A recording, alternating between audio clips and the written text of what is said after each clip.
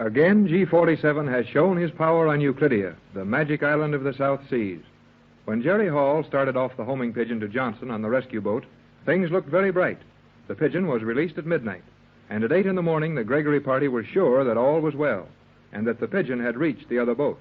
As they were discussing their chances of escape in the soundproof cabin on the yacht, the mad scientist, G47, walked in with the pigeon in his hand. G47 has just left the cabin after telling them that the pigeon was stopped by gas in the ring of fog surrounding the island. Well, I guess that's the end of it. Oh, Mother, is there no hope at all? Very little, my dear. You heard what G47 said. His assistants are working now on the formula they took from the leg of that pigeon. And when they've successfully compounded it, our lives will be worth nothing. Golly whiskers, Tex. Tex? Hey, Tex, what are you thinking about? How to get this pigeon or the other one through that ring of fog and gas that guards the island. But can you do it in time to be of any help, Captain? G47 and his men will be working rapidly on that formula. And when they complete it, I think it will be too late to help us then. Oh, Tex, isn't there something we can do? I'm afraid not. There's no chance for these birds to fly through that gas ring. They'll never fail to use a gas ring as long as they have a chance of trying anything else. Wait a minute, Tex. You act like you're not paying any attention to us at all. Quit worrying about getting a message through to Johnson. He can't get here in time to save us anyhow. Jerry's right, Tex. What we've got to do is try some extreme measure. Something wild and foolish if there's nothing sensible and reasonable left to do. But we've got to do something about getting off this island before those Euclideans get that formula compounded. No hurry about that, Pat. It will take them a long time to figure it out. Do not be too sure, Captain Bradford. G47 and those other men can do as they wish with any formula that any living man could write for them. Hurry up, Tex. Let's try to get off this crazy island. Take a look outside the door, Jerry. I'm going to tell you something. It's all right to talk in here now, Tex. No one can hear us with the cabin insulated with this opaque cloth. Probably not, but take a look anyway, kid. Okay, Tex.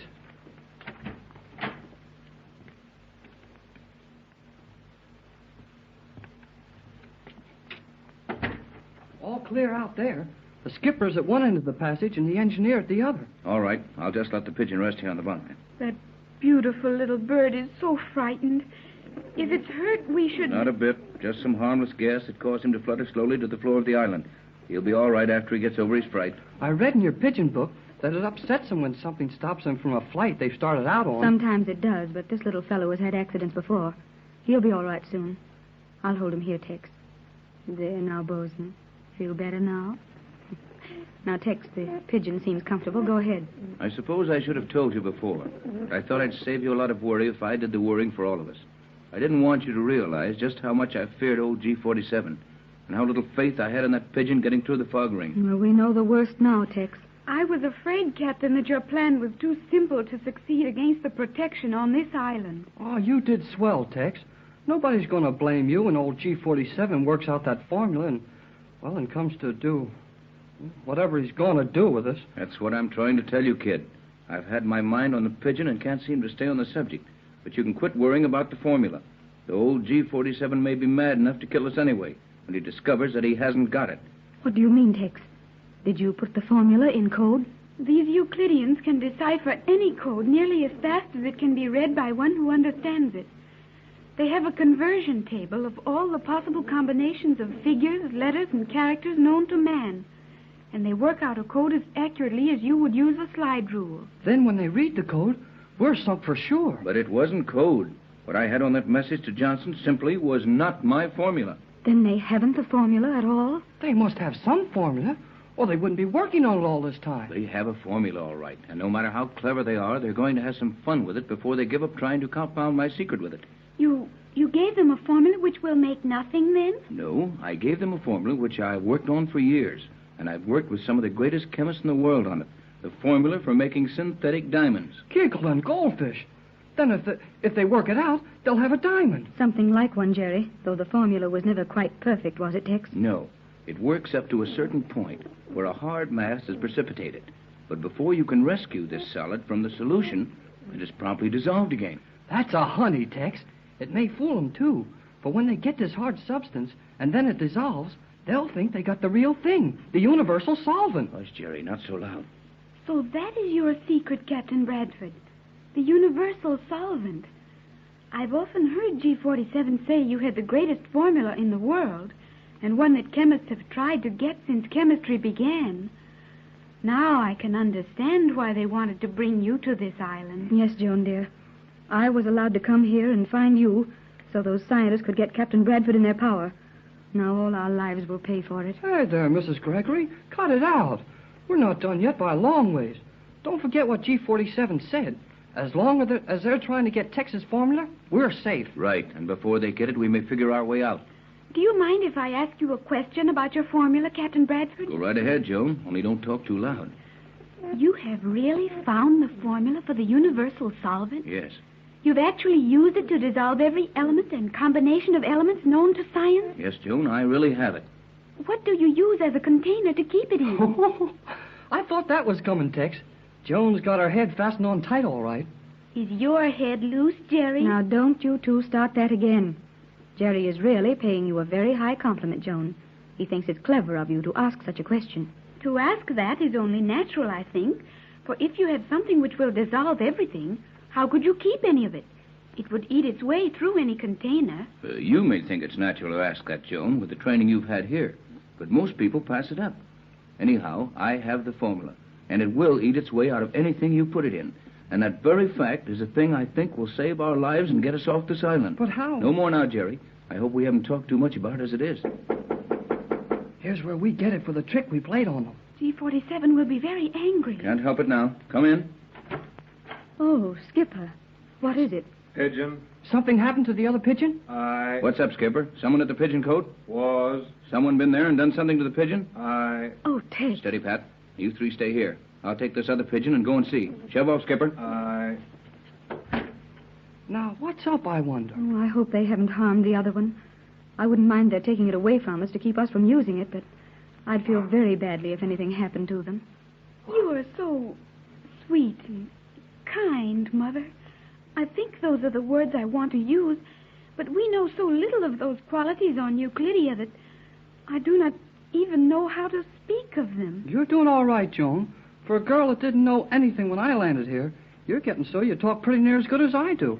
You mean I speak nearly as well as you, Jerry. Oh, what's the use? I'm afraid, Jerry, that Joan is rapidly learning our careless manner of address, and she's really right. I want to speak as you do, Mother, and I want to go to your world and learn all about it. Our chances of that aren't boiling over right now. Oh, now, Jerry, you must not get in that frame of mind. You must keep happy and foolish to help the rest of us. Yes, Jerry. Tex is inclined to look on the dark side of things, mostly to keep us from getting our hopes too high, I think. And we've learned to look to you for the bright side, so don't let us down. Oh, I'm sorry. Only things happen too fast here for me sometimes. Now this pigeon thing. We had our hopes all worked up on getting a message to Johnson, and the pigeon comes back. But they didn't get Captain Bradford's formula, Jerry, and that is something. Yes, something. But what will G47 do because he was tricked? He won't do anything till he gets Tex's real formula. Jerry may be right, Mother. G47 and his assistants have a patience that is terrible. Their plans and formulas have been complete, their equipment ready for world conquest, and their supplies on hand for many months. Yet they have waited patiently for this chance to get Captain Bradford here with his formula. But why did they have to make such an involved process of it? A simple message that you had been found living here would have brought us at any time. I don't know about that, Mrs. Gregory. Remember how many times you have been fooled about Joan being found someplace, and how you even wondered about coming here. I know the Euclideans wanted to be sure you left your home without any suspicion of what you would find, as they feared Captain Bradford might leave instructions behind him as to what to do if you did not return as you had planned. If these men fear anyone or anything in the world, it is Captain Bradford. Gee, it's great to be that important. But you, Jerry, you are also important. Me? How come? You have some very powerful radio apparatus in your home in Hollywood. You and your father. Is that not so? Jerry, they must have heard you sending with your 1 1/2 meter set. Oh, I don't think we'd pick up here. It's just a homemade affair. Oh, it was heard here. And it was heard to answer the call which brought you down here. Jiminy Jimcracks. Do you mean that when I heard that report about the old sailor and tried to get more information about it, that they really heard my QRF here? Yes, Jerry. They heard you very plainly when you repeated the message G47 sent.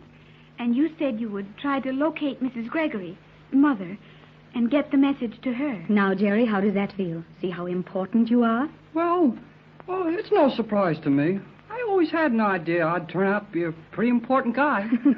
And you take it all so modestly, Jerry. Oh, gee. And your face is so red, Jerry. You look so funny. Joan, dear. Joan, you laughed. That's the first time I ever heard you laugh. We do not laugh on Euclidia. I never felt like that before. It's a nice feeling to laugh. Jerry, you must make me laugh some more. Will you please look foolish again so that I may laugh? Oh, sure. Oh, no, I won't. Well, I can't figure that one out. Here's the other pigeon, not hurt a bit. Skipper said one of G47's men came and took it out of the coat. Handled it very carefully and put it back. What could that be for, Tex? I don't know. Oh, they just did something to it so it can't carry messages for us. May I see the pigeon, Captain Bradford? Certainly, Joan. Here you are. Such a soft and warm little thing. He's rather nervous, I think. Let me see. Yes. So that is it. This pigeon could not leave the island now, Captain, through the fog ring. Have they done something to it so the gas will affect it? Wait a minute. Let me feel that pigeon. Yep. Remember when we got off the yacht the first time and we tried to walk? That magnetism held us still, even our hands. What do you see, Jerry? He feels it, Captain Bradford. Before you had time to leave the yacht, when you first landed, a magnetic paint had been put on the rail and deck of the yacht in the yellow darkness, so that you could not move when the current was turned on. Then that is what's been done to this pigeon? I can't see it. The paint is colorless and odorless, but it lasts for many hours, and this pigeon is now covered with it and could never get outside the magnetic circle. We have lost our only hope, Captain Bradford.